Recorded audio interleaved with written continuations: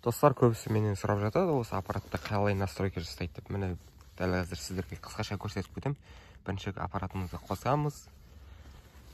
Және қосылғаннан кейін міне бізде мына жерде версия прошивка көрсетеді. Сонда жаңартып отырыңыздар постоянно. Одан кейін бізде мына екінші режимге қоямын. Мен постоянно осымен іздеймін, поле режиміне.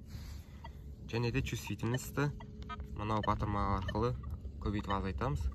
Дәл қазір маған 30 чувствительность керек. Менде майда затқайдың табуым керек дәл қазір. Сосын бізде частота M3. Одан кейін темір өшіріп жасаймыз, F-ке қоямыз. F-ке қою үшін мынау батырманы басамыз, таған сурет тұрған. Бұл біз жерде ауысады міне. К, А, Б, F-ке қоямыз. Одан кейін частотаны өзгерту үшін мынау батырманы басамыз.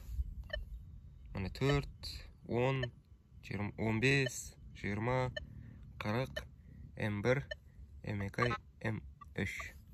M3 ең тынышырағы.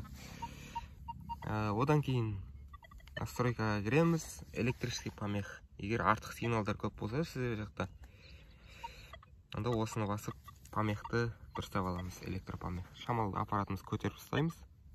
Осылай қосамыз, кетеді өзі. Өзі 13-ке дейін саналады. 10, 11, 12, 13. И бізге 5-ші нені қойып берді өзі. Болды.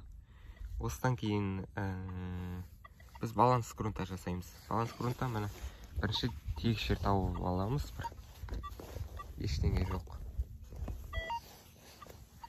Таза жерге. Содан кейін мына баланс грунта батырмасын басып тұрып, осылай 20-30 сантиметрге аппаратымызды көтереміз. Дәл осылай. Міне бізде баланс грунта 3 жасалынды. Бұл әрмен қарай іздеуге кірісеміз.